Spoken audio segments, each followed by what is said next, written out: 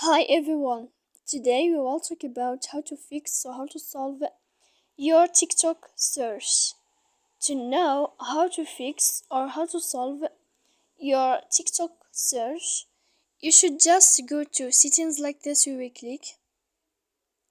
After that, in this page, you will go to apps, default apps, app settings.